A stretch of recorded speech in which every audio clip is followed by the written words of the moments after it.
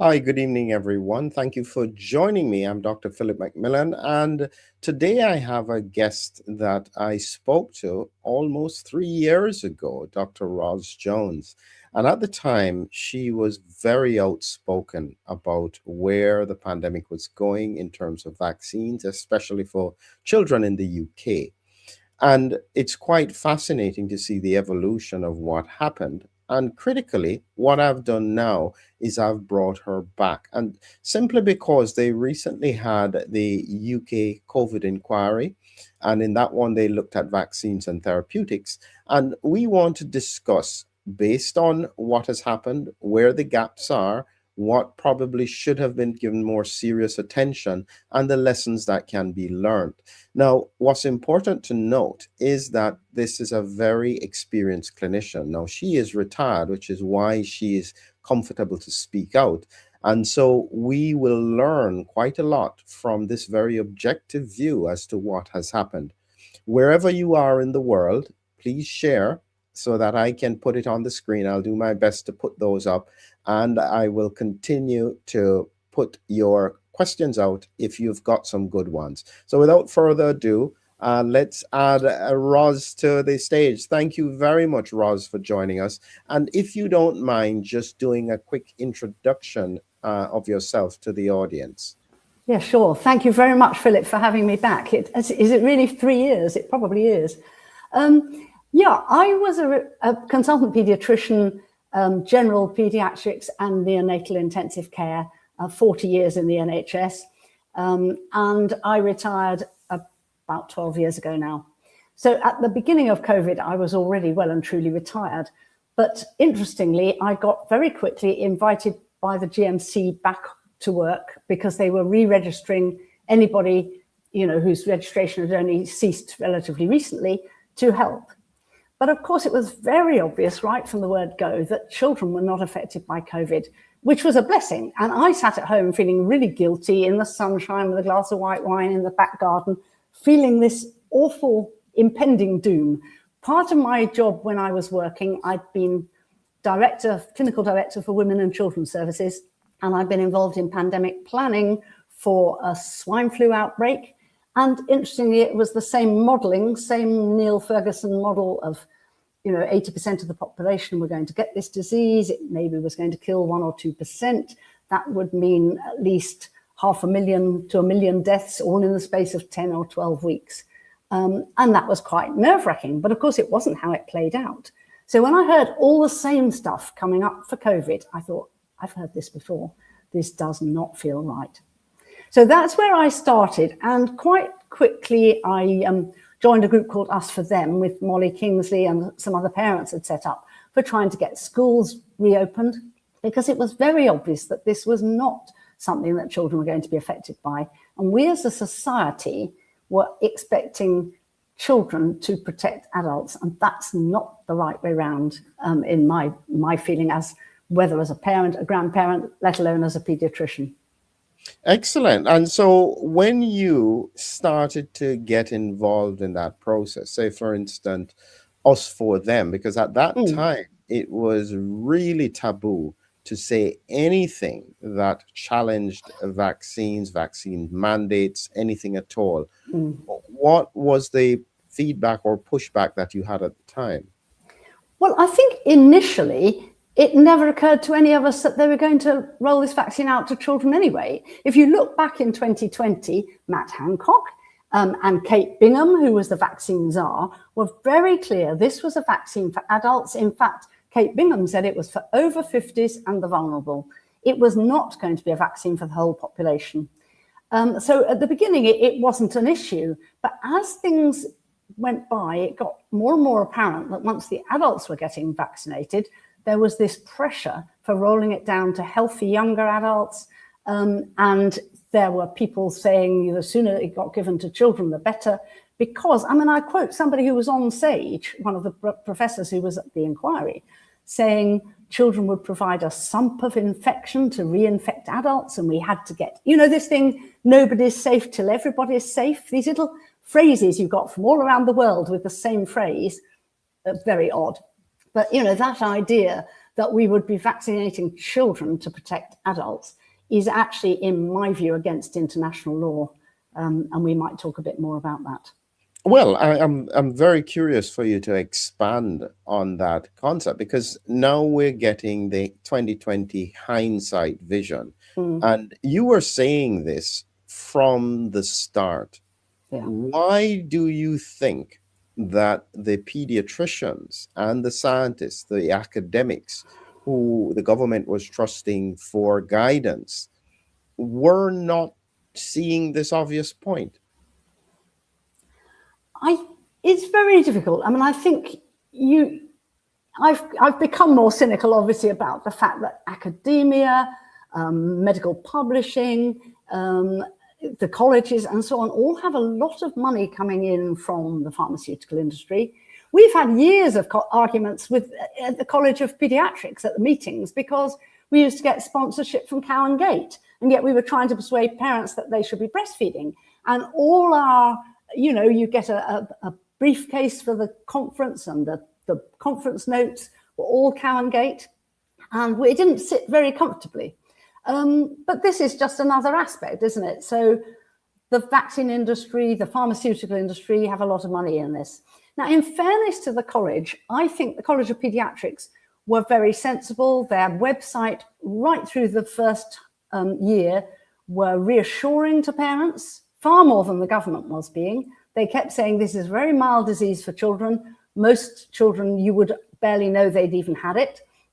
There was a rare inflammatory condition that occurred post COVID, sort of about 6 weeks later or a month later, you might get a severe inflammatory condition, which did land some children in intensive care. But even the vast majority of them got better steadily. And so I think the college were very reassuring. And then when it went into 21 and the vaccines became available, they still were not pushing for vaccines for children. They were quite clear that they wouldn't be for children, but the only group that you could, I mean, always in medicine, as you would know yourself, you can give something that's within a protocol, but you can also go outside the protocol for good clinical reasons. So if you were a pediatrician and you had a child coming to you who had been admitted to intensive care with 3 previous chest infections, with the flu, they've landed up in intensive care. They were mostly talking about children with severe neurological disability. So if you've got severe cerebral palsy with perhaps a curvature of the spine and you've got poor lung function, therefore, you are at risk from any virus. It wasn't peculiar to COVID. But if there's a vaccine for this new disease, then it would be reasonable to get the children vaccinated on compassionate grounds. So that was always available. And they made it very clear, but that if you do that, you must explain to parents that this is a new vaccine without adequate safety data, with no data in children with disability, and really no data in children to speak of at all. So that went through till middle of March, I would think, 2021. This idea that it should just be for children with difficulties, severe difficulties. And then when eventually the MHRA, Pfizer were getting their drugs approved in the States. And actually, I was come in a bit before that. The first time I really was worried was when I was turned on the early evening news in February 2021 and saw Oxford University were advertising for children to join an AstraZeneca trial. And I wrote, in fact, then and there to Andrew Pollard, who was the lead clinician in the Oxford trial and happened to be the chairman of the Joint Committee of Vaccination and Immunisation. And I knew him because that's the region I work in.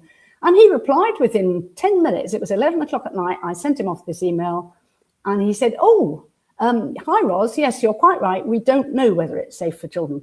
I just said I was really surprised that they would be starting a trial in children without waiting for the adult long-term safety data.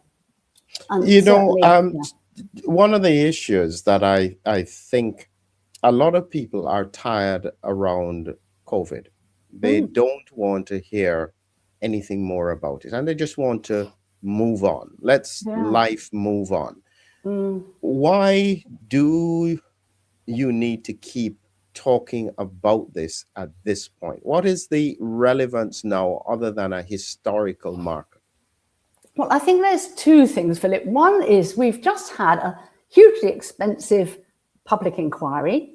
And the fact is, I put in for, I've got this Children's COVID Vaccines Advisory Committee, and we sent letters to the MHRA, the JCVI, the minister, everybody you can think of, before this was licensed for children. So we weren't just shouting afterwards, we were highlighting all the risks. But, and in the end, I wasn't accepted as a core participant for the module, but I was invited to do a witness statement. And that's a lot of work. You have to get all the references on this complicated government website, etc. And then, of course, they postponed the hearing for another 6 months because of the general election. It was meant to be in July 2024, so it got postponed. And then I didn't know whether I would be called or not. And then when I wasn't called, they still wouldn't say. At the beginning, they said, oh, please don't publish your witness statement, because we want to publish them as we go along during the hearings. As each witness comes, we publish their statement on the day. We don't want them published in advance. I thought, well, fair enough. But then when the hearings were over and I'd not been called, they still wouldn't say whether my witness statement would be published or not. And then we've come to the point where now in April, they finally published the whole report, and they still haven't published on the website my witness statement.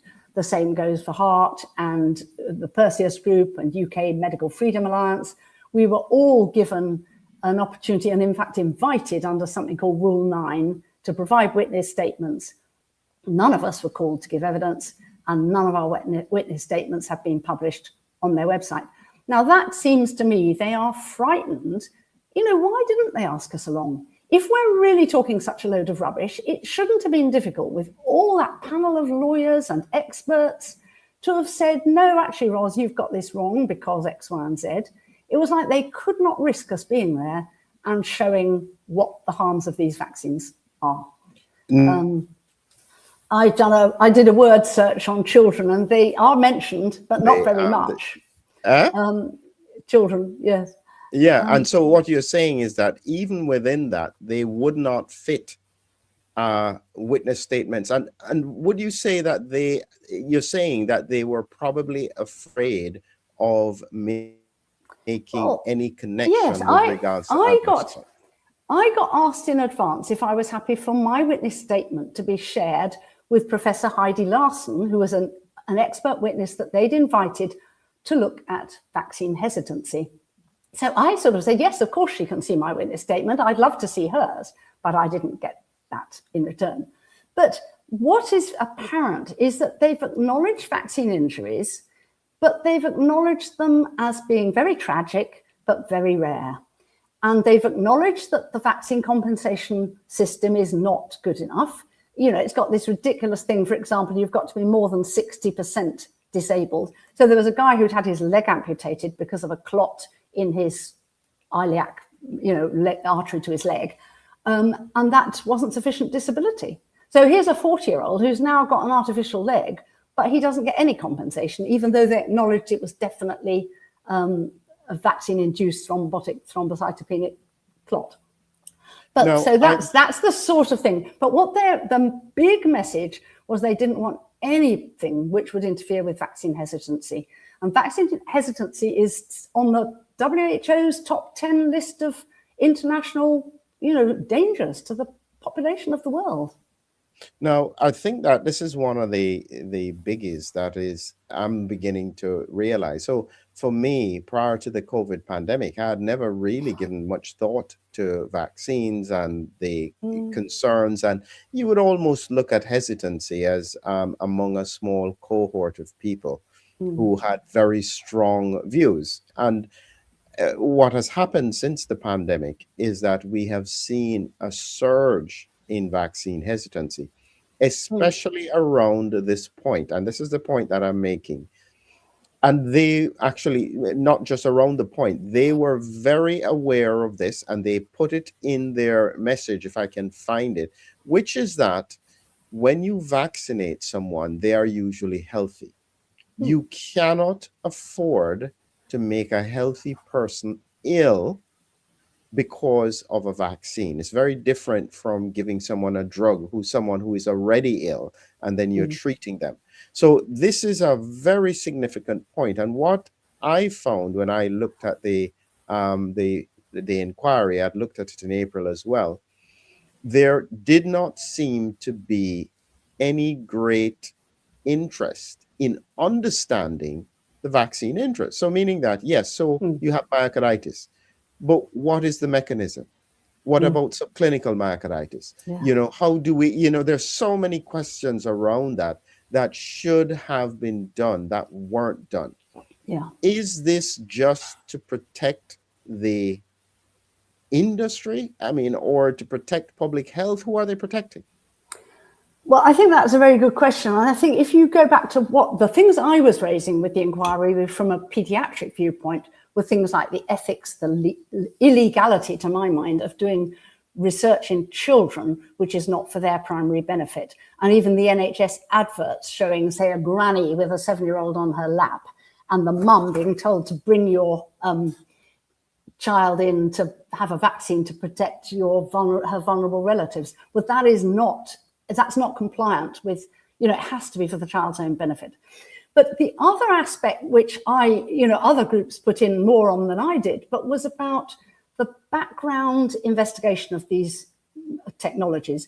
And interestingly, I was in a meeting which Andrew Pollard was at, and I asked him, when you were asked to produce a vaccine quickly, what made you go for a novel technology, a new technology? Why not use a standard vaccine? And he said, oh, well, these were quicker. But the fact is they should have probably been regulated not as vaccines at all, but as gene products. And like you say, for a drug is being given to someone sick, but it still goes through much, much tighter hoops than vaccines. So if you look, for example, these vaccines, there's a question for, are they carcinogenic? And it just said, not applicable. And are they teratogenetic, like causing fetal abnormality? Not applicable. Now, if you're giving this to healthy population, it should be the other way around. If anything, you should be saying it's even more important that these are really, really safe. And, it's interesting because apropos of vaccine hesitancy, whenever I was interviewed in those early years, a friend pointed out that, they would always say, oh, now you're not an anti-vaxxer, are you? And I could honestly say, in my pediatric career, obviously I was recommending all the routine vaccines to all my patients. I wasn't pushing them, I have to say, but I was recommending them. Whether I would now is another question. But the point is that the whole system is geared to vaccination, that you don't have the same informed consent process. You roll up at a clinic, the fact that you've arrived is deemed to be consent. Whereas if you're having a drug, you'll know in your clinic, you'll sit down like somebody is having surgery. You'll sit down and you'll go through the pros and cons. Should we give this treatment? Should we give that treatment? And yet these vaccines, they go through on a much quicker system. And it is exactly the reverse of what should happen, to my mind. So one thing that particularly they missed out, which is vital, is they didn't do the basic pharmacology. So in children, there have been a few disasters in the past. I mean, thalidomide's the classic, isn't it? Nobody thought about the fact that if it crosses the placenta, it was going to prevent, all sorts of blood vessel production and hence development of the fetus. But we've had things, chloramphenicol was an excellent antibiotic, but when you gave it to premature babies, they collapsed in a heap. It was called grey baby syndrome, not because it wasn't a good drug, but because their metabolism was different. Now here we've got a drug which even for adults, we don't know the dose they're giving you. If you take a hepatitis vaccine, you're given a fixed amount of hep B antigen, and then you'll make antibodies. But it's a prodrug. You're giving a genetic product, and you're saying, we're going to give you billions of pieces of RNA or DNA in the case of AstraZeneca, but a genetic model on which your cells will then make the spike protein. So it's first we've got to get some system for making it go into cells. So it's covered in little lipids and it goes into the cells. Then your cells make spike protein. Then the spike protein's got to come back out again to trigger your immune response. So it seems to me a very complicated way of, why not just give the spike protein in a fixed amount and get the immune system to do its job? But the No, problem is that it leaves you with, we're now in this situation that we have no idea how long people go on making it. How much would you make a different amount from me? Would children make a different amount from adults? And we've already, I mean, there was a paper only last month showing a guy who's still got spike protein in skin. He's got a skin reaction and multiple systemic reaction. But I think 1,364 days post-vaccination, they can still find in sequential biopsies that he is still producing spike protein and spike antibody. I'm going to share something with you, because as you were talking, I realized that this information is quite relevant, and this is a point to flag it. What happened is that after the pandemic, because I've been focused on autoimmunity and autoimmune responses, and I kept on being told that there is no evidence of issues. And I was saying, if you don't look, you can't see. Yeah. So then I went and I got publicly available hospital episode statistics, and I then compiled it into a dashboard. And I'm going to show you something here, because this was one of the red flags, probably the most significant flag that came out across all age groups, all grouping, was in the obstetrics. And when you look at this, so this is showing you the trajectory from 2016 to 2025. And when you look at gestational hypertension, this is the pandemic point, 2021. This was the baseline. Yeah. Look at this. When you look at preeclampsia, look at this. When you look at pre-existing hypertension in pregnancy, look at that. Unspecified maternal hypertension. This was falling and then did a U-shaped curve. Hemorrhage in early pregnancy. This is an absolutely frightening trajectory for which we don't know if it is infection or otherwise. And this is what I mean, is that when they're doing these assessments, I was not happy that enough thorough detail, especially from my view, autopsy research, if you're seeing flags like that, every single placenta should be looked at, all of these things. What is wrong with because this is not necessarily the system, this is down to medicine as well. Yeah. Why is it that we are failing to do this kind of work?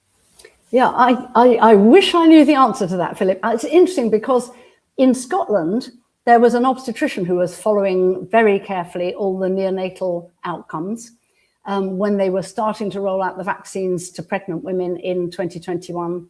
And in September 21, they follow, maternity has fantastic data. And, if you had a few more deaths than usual, it would go outside some predetermined 95% confidence, and it would bring up a red flag to say, what's going on? And so in September 21, there was an episode where there were the weekly neonatal death rates had shot up. And if you looked, it came directly after the peak, because they were publishing data on who was getting the vaccines, not just total numbers, but they had data on vaccinations in pregnancy.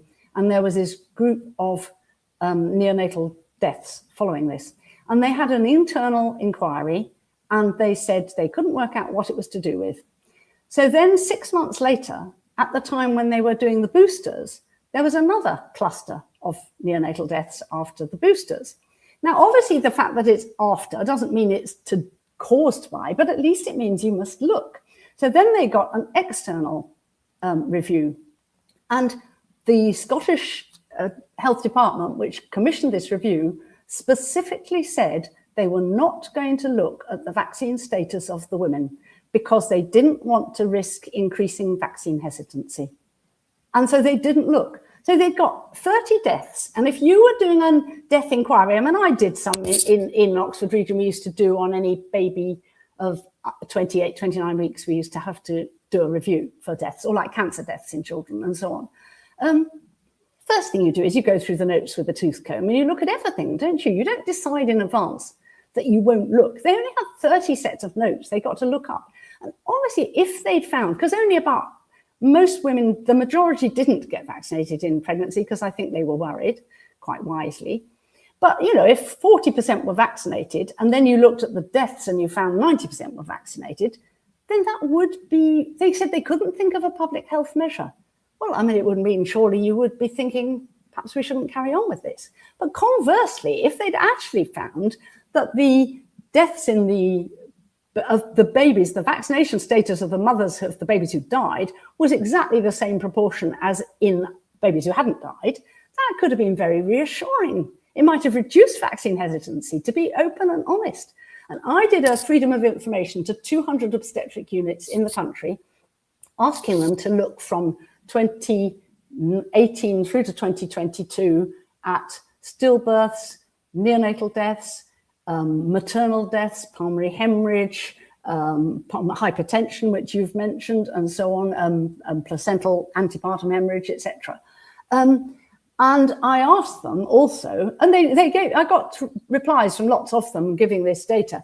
But what I asked them was, could they give me the data by COVID vaccination status? Well, only 10% of the hospitals had added COVID vaccine to their electronic database. And they said nobody asked us to. But it would have been such an easy thing. If they're talking about post-marketing surveillance, the very simple thing to have done would have been to ask the Department of Health, should have asked every obstetric department in the country to add this on as a field and made sure they looked, but they didn't look. No, listen, the more I listen to you, Ros, and this touches a nerve for me in the sense that I recognize that there is a fear of finding a problem. Okay, so it's not that people aren't curious. It's not that they don't want to know. The problem is that if you looked and you found what could be relevant, what do you do with the information? Because if you then publish the information, you then become the target for this kind of issue. When you think about what it was like working in pediatrics, so you are in the luxury position of being retired. Do you think you could have or would have asked some of these kinds of questions if you were only 10 years in as a consultant with 15, 20 years before you retired?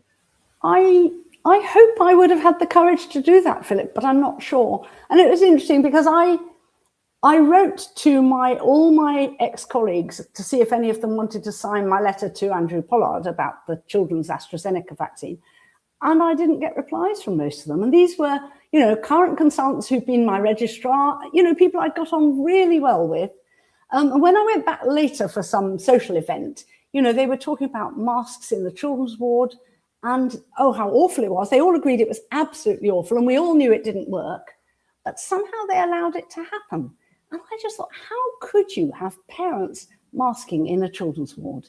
It's just wrong. It was so frightening. It was so dystopian, the way we treated children. We had schools telling the parents they must wear a mask in the playground when they came to fetch their kids at the end of the day.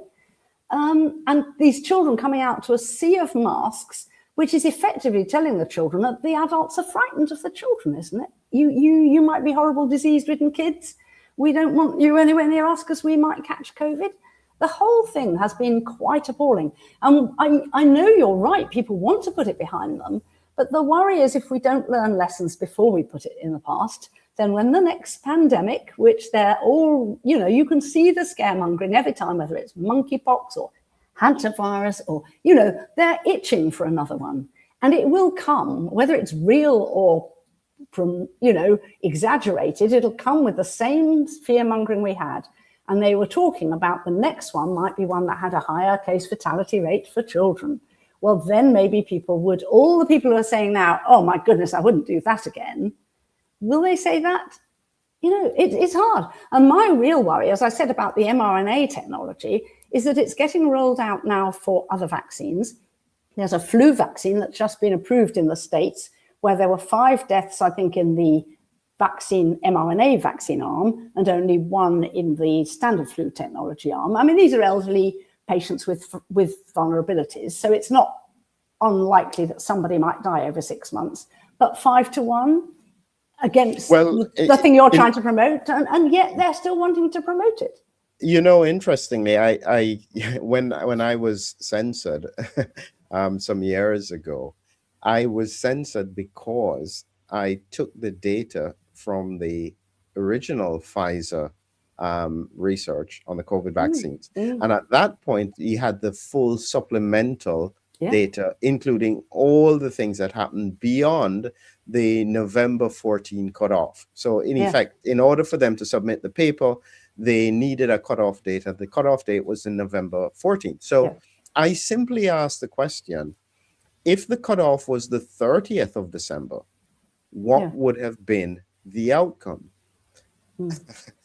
And the outcome was not good. So it just shows, and then that got censored. It was their own data. It was just me looking at it. So we are definitely dealing with something here that is beyond just health, okay? Because from a clinical point of view, you know, doctors gain very little from following the rules. They just go along with the protocols. Who would have the benefit from this very, very strict top-down focus on anyone asking questions? Well, I think it feels as if it's about control. I think one of the advantages that the UK had during COVID was, and with it came to the vaccines, was that we've never traditionally had mandatory vaccines for anything. So, you know, in France, if it's not compulsory, but you can't get your child benefit if you didn't have your little carnet de santé, that sort of health book, with all your clinic, their developmental checks and their vaccines were all up to date. And each week or month you went for your cash handout, your child benefit, you had to show that you'd got your vaccine data up to date. And the same has happened now, it's coming into more and more countries. Brazil, they've had children being taken into care. They're still giving, in Brazil, they're still doing COVID vaccines from 6 months upwards. You see, here it's interesting, we've just quietly dropped it. So we very quickly, I mean, we never went down below 5 years of age, and only 10% of primary school children got given a COVID vaccine. And I have to say, I take a little credit for that, because although we didn't manage to shift the regulators, I had a lot of parents saying that by giving detailed, referenced information, it can kind of give them the courage to stick with their gut instinct, which was they really didn't think children needed this, and it was all far too new. But I think we've got to the point now where there is getting to be more pressure. There are parents who are choosing not to get their children vaccinated, who in the past would have just been thought, well, you know, they're a bit wacky, but that's up to them. And they're now finding social services are getting involved. And I've been doing quite a lot of medical legal work, which, you know, where there's been parental dispute and the law courts are trying to start saying, oh, you know, this child needs to have their tetanus jab. And you think, really? And in Hungary, for example, they have to have hepatitis B before they leave hospital. And so that's not because the mum's got hepatitis B, even if the mum is negative, in which case there is no risk to the baby. It's a nonsense. But if they're not giving it consent, those babies are getting not taken into care, but they're getting forcibly vaccinated and then returned to the mother. And if they then don't get the batch at 2 months, if they're repeat offenders, the child will probably go into care. I'm going to ask you a hard question here, Ros. It seems almost counterintuitive that you spent most of your career with children in pediatrics, as you said, recommending not pushing vaccines.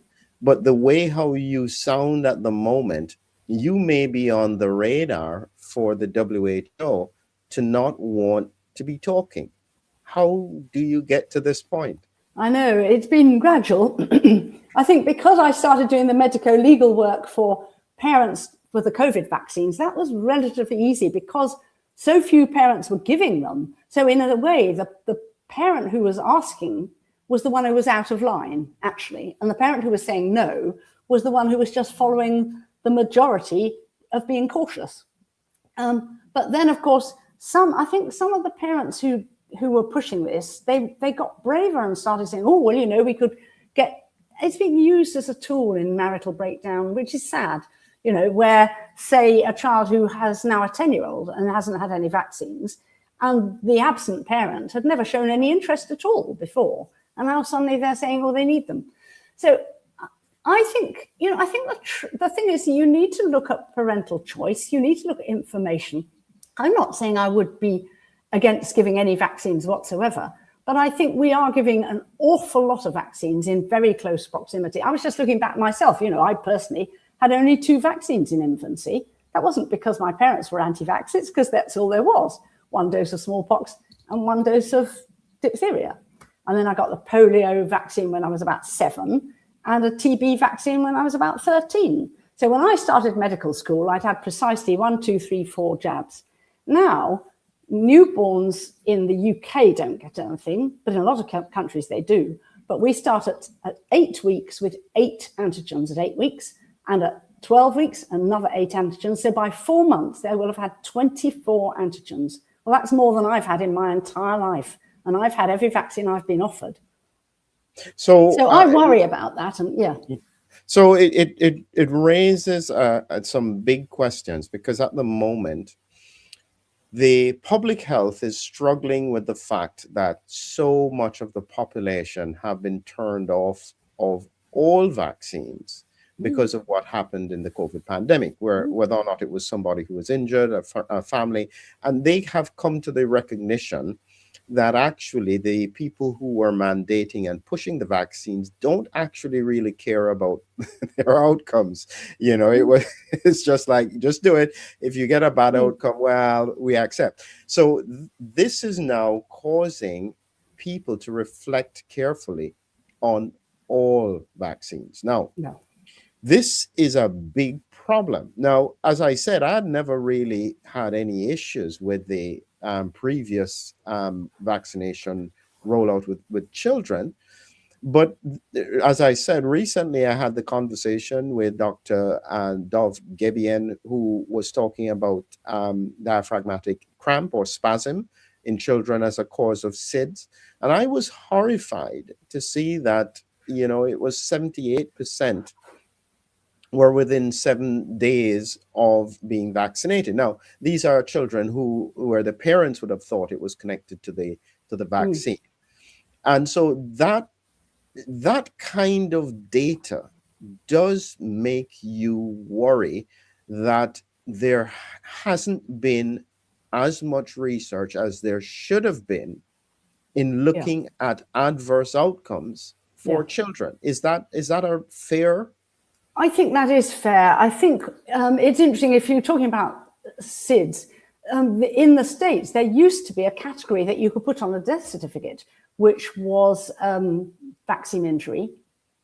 And it's actually been removed from the coding system. So you can't now say that, even if you think that's the cause of death, you can't put it down. It doesn't exist. And I think you know, autism's been obviously the big one that's everybody's worried about. But I think, again, autism, it has become much more prevalent. But the thing that people were talking about mostly is not the being just on the spectrum, but these kids with acute, severe regression. And I think probably calling it autism isn't necessarily helpful. It may be better to call it acute brain injury. And again, when that occurs directly after vaccine, and then people tell you you're making it up or it's irrelevant, it's coincidence. And just general health, you were talking about autoimmune conditions, inflammatory conditions. It's interesting, I'm sure you've probably watched Del Bigtree's film, An Inconvenient Study. And if you haven't, I would certainly recommend it, and to your viewers, because he got a very pro-vax guy from the Henry Ford Big Medical Institute to say he would do a study looking at the health of all the children who were enlisted in this program. So they get their vaccines there, and they also get all their health care. So that they've got all this data, and they would compare the 80% who were vaccinated with or 85% and with the 15% whose parents had chosen not to have them vaccinated. And they would look over a 5-year period at their general health. And they were promised that they were going to actually publish it, whatever the outcome. So he obviously was expecting, this guy was expecting to find that the vaccinated were healthier than the unvaccinated, because surely that's the whole point of doing it. But what he found was a bit awkward, because like you were saying earlier, if you don't want to look, because what do you do with the information? And then what he found was that there was a 3-fold increase in asthma, in other allergic conditions, in neurodisability, a whole host of conditions were commoner. Just any chronic illness was more likely in a child who'd had any vaccines than the children who'd had no vaccines. And then he just didn't publish it. So 5 years went by, and they're thinking, what's happened to that? I'm sure he's finished it. And they'd seen the sort of original proofs. He'd sent it to them, and they'd said, oh, that's interesting. And we're waiting for it to appear in print. And he just hadn't published it. So in the end, Dell kind of pinned him down to say, look, why haven't you published it? And this chap, who was in his 60s, he wasn't like 40, he was not that far off retiring, but he still said, if I publish it, it's the end of my career. And so he wouldn't publish it.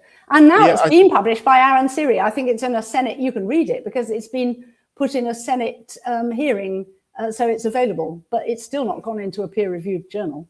So here is what I'm beginning to think. And this is where I think that when you do transparent research, so say, for instance, Professor Stabel Ben from Denmark wanted to do research looking at children who had hepatitis B vaccine at birth compared to those who didn't, because they hadn't brought in the strict rules about doing it all at birth. They had about 3 years before they did.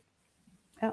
And that research was completely shunted because they said it was unethical. And I'm thinking, well, the children are still not getting the vaccine. Why can't you look at the outcomes? So there seems to be a clear anxiety about outcomes. Now, let me what I'm saying is anti-vaccine. No, I think what we're likely to find is that there is a subset of situations or children who need an adjusted vaccine schedule. And if you know who they are, you can then risk stratify them and minimize longer term injury. Why would this be such a big problem? I don't know. And I think, it was really interesting. We were talking earlier about Andrew Wakefield, because when he did his paper on the MMR vaccine, it was only 12 children in a pilot study. And these were parents that had come because of he was a gastroenterologist. And, he was biopsying these kids, and these parents, 12 parents or 11 of them, said they were really worried that their gut symptoms had come on after they'd had their MMR. Now, he actually, it's interesting, you look back at that paper, and the outcome at the end, the conclusion was very cautious. It was just saying, this is interesting information. It's a pilot. We need to look further. But he was being pushed to say, would he recommend MMR? And he said, which I thought sounded very reasonable, well, we could just go back to measles on its own and then give the rubella in secondary school, which is what, until 10 years ago, what they had been doing. I mean, the measles vaccine had been around for 25 years with nobody raising concerns. So he thought it was about the number in, altogether, or could be. He didn't say it was, but he said it could be. Why don't we just go back and then we'll look further at more children and see if we can reach a conclusion. But as you know, his career was absolutely, he was torn apart. But it's interesting because I remember at the time, there were parents saying they wanted to have the vaccines separately. And we were being, as pediatricians, told, oh, no, you mustn't do that. We're only recommending them together. Well, there was nothing to say they were more effective together. It was just that if they get them separately, it's a bit spread out. They probably won't come back and get them all. They might forget. So that seems to be, it was a very paternalistic view. And actually, if you've got parents who are really worried about MMR, but there's a lot of outbreak of measles around, and they're saying, you know what, I would get a measles vaccine for my child, but I don't want MMR. Why would you deny them that choice? And for several years, there's been a company in a London-based, Baby Jabs UK, and they've got a clinic in Leicester and in Manchester, and they used to give just polio or diptep pertussis 3-in-1. They would space them out. You know, our very hard schedule is much more than, say, in Denmark. In Denmark, they do 3 months, 6 months, and 9 months with 5 doses, and we're doing 2, 3, and 4 months with 8 doses. So it's not as if there is a right answer, but we're so keen to push the absolute protocol, and you mustn't deviate. Now, this company have for years given measles alone, and I think they've done a good service to a lot of parents who were worried about MMR and thought, well, I'll get just the measles vaccine. But they have now been blocked by the MHRA have blocked them importing it. So it's now illegal for them to import it. It's still being produced in India, the individual vaccine. And they said, you know, if you're a British Indian with family in India, you could just go on holiday and get your child vaccinated while you're there. But that's not very realistic for, you know, a UK parent to think, oh, I'll just go to India to get my child vaccinated.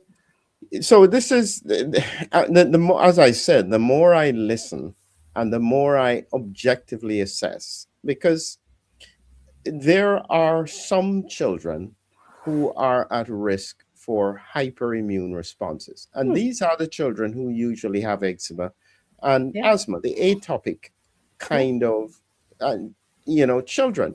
And so it would seem purely logical that restricting the amount of antigen that they're exposed to in a short period of time should be beneficial. So where we are now, and this is where I think that things like AI can be very valuable, because I don't think we can use the paternalistic excuse any longer that parents would forget, because now we have technology that can make sure you get reminders all the time. Just remind us all the time. Of course. And so what we need now is very clear strategic understanding. So say, for instance, I'm glad you had mentioned Andrew Wakefield, because when I had looked at the paper, what had stood out to me was not whether or not he had massaged the history, but that 11 of the 12 children had nodular hyperplasia, I think, of the intestinal wall. And so I'm thinking that if these children, who are probably the fussy eaters, who have recurrent tummy pain, it may indicate that they are at risk for hyperimmune responses. And so therefore what you would then do is an adjusted schedule. So it's not that you don't do it, you just do it in a different way. I don't know if why is this so difficult? I mean, I agree. And I think the trouble is that all the time of shutting down any injury, it's the same, we come back where we started, which was with the COVID vaccines. If you shut down discussion about injury, you know, when somebody whose husband has died of vaccine-induced thrombocytopenia, and she's put a death certificate up on Twitter, and it's taken down as misinformation. Well, it's not misinformation, it's what he died of. You know, and all the time we're doing that, we are not addressing, well, now, why did that guy get that problem when most people didn't? Because obviously, if the vaccine had killed 50% of the people who received it, then they would have got stopped within the first sort of week, probably. But because obviously most people seem to be okay, we've pushed on with it. But we're not using the data. We're not trying to. Like, as you said, there's not enough post-mortems. I think the other thing is just, you know, even blood tests, you know, with people with, because I think one of the problems for COVID is this multi-systemic problem, which is unusual for you know, it's ongoing. And I think that's because people are still making spike protein ongoing. And that's why I think it's such a fundamentally dangerous technology for other vaccines, because it wouldn't matter. It wasn't because it was spike protein particularly. I mean, that might be bad, but if it was the, fusion F protein for respiratory virus, it still might be bad if you went on making it ad infinitum. So unless we look properly and systematically at the basic chemistry in the first place, and also I think all the trials that we do must have a long enough duration. I think we've seen lots. I mean, the booster trials, some of them, they only did rat studies, and some of the children's trials, they did some so-called immunobridging. They said, well, if the kids make the same amount of antibodies as the adults, then we'll assume it works. Well, that may be fair enough, but it's not to say you can assume it's safe because they're making antibodies. And so the whole thing, I think any trial, I think it's true, if you say give antihypertensives, we're very keen to reduce the target blood pressure now, and then you're an elderly person and you stand up and you faint and you break your leg, and then you die of post complications of your fractured femur. Nobody attributes that to the fact that you had your antihypertensive drug increased only last week because the protocol has changed and now says that even if you're 90, your blood pressure target should be 120/70, which is the same as the target for a 19-year-old. So we're so keen in all aspects. We've become so protocol driven, I think, to the exclusion of personalized patient care. And that probably is making our practice much less safe. I think that, as we're coming to the close here, Ros, I think that one of the things I have observed and I recognize, and I can see it even in the comments that people are making. So people are making comments all the time that a significant proportion of the population no longer trusts doctors. Okay. They don't trust the government. They don't necessarily trust public health, but because the doctors did not advocate for them, they don't trust them either. How do we fix that? Because we know that generally the doctors really care about their patients. They just don't want to get into trouble. Yeah, and I think it's really difficult to fix unless there is some sort of official top-down change. We've got doctors who are being struck off by the GMC for following the GMC's own guidance, which is to first do no harm and raise any patient safety issues promptly and put patient safety at the heart of your medical practice. So until we fix that, doctors, I'm afraid, they're only human. Some will go above and beyond. And then when they have and they've got struck off, of course, it puts the rest into an even more anxious position of thinking, I can't say a word. It's easy for me because from a position of retirement, I had nothing to lose. And that's why I've gone on, because you might think, well, why don't I just forget it all? I don't need to. Nobody's paying me anything to do any of this. But I sympathize with the people who aren't speaking out. They should be speaking out. And if enough people did all at once, we'd get somewhere. I've just got a letter, there'll be a letter winging off to our 6th Prime Minister, but, calling for the mRNA vaccines to be completely suspended following for a proper independent safety review. So, people can sign letters and they're very welcome to do that. But at the end of the day, advocating for your patient, I think, has to be the top priority, and listening to your patient and discussing the pros and cons and giving them enough time and not pushing. But you see, there's still financial incentives. If you go and get your well-manned clinic and it says your cholesterol's more than 5.1, you'll get called to your GP and they'll be recommending a statin. And they'll get their payment upgrade if they get 90% of eligible patients on statins. And the same would apply if you get 90% of your children vaccinated. Well, once you get to the point when you've only got 80%, you're going to miss out on a lot of money. Yeah, these are so we are in a situation here where I don't see any easy ways out.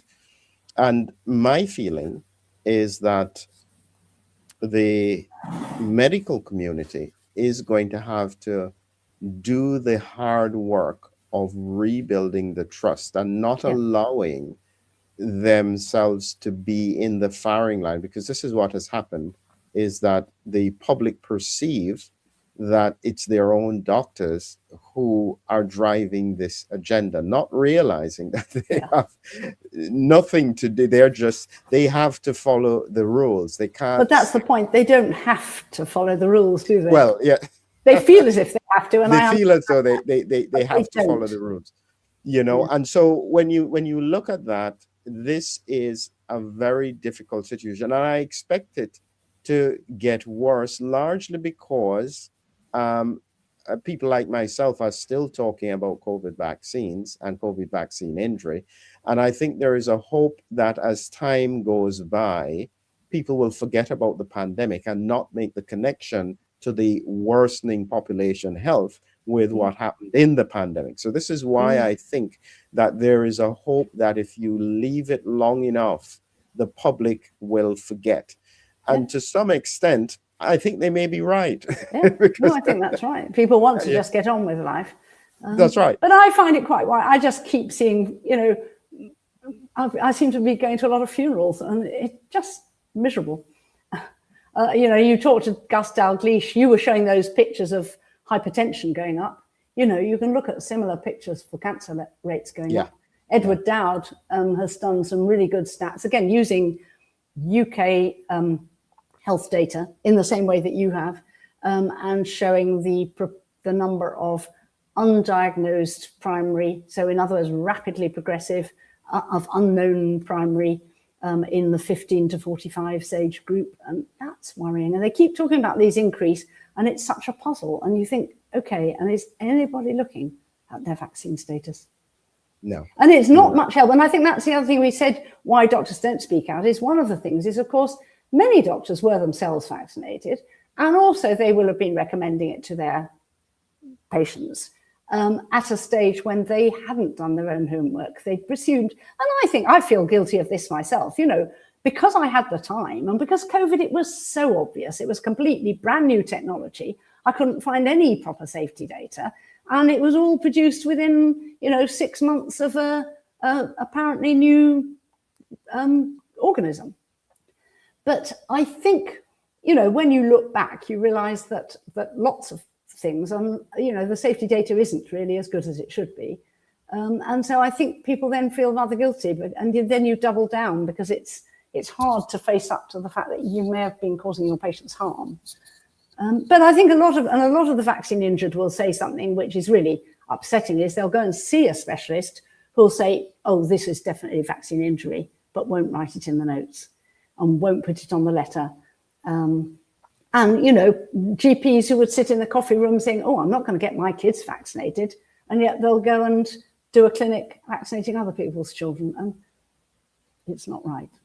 Yeah, wonderful. Listen, thank you very much, Ros. As usual, very thoughtful, very clear. We are lucky to have advocates like you. And I'd encourage you to continue to speak, to share, and to drive the medical, scientific, and public to think carefully about what has happened and how it's relevant to the future of what is likely to happen if more questions aren't asked. I remind everybody listening that in the long run, as you were told with regards to the COVID pandemic, is that no one will be responsible, no one will be accountable. In the same way, if you don't make the decisions for yourself and those around you, nobody will end up being responsible or accountable in the future either. So I encourage people to ask harder questions. I think that's what a journalist said, and I think it's true.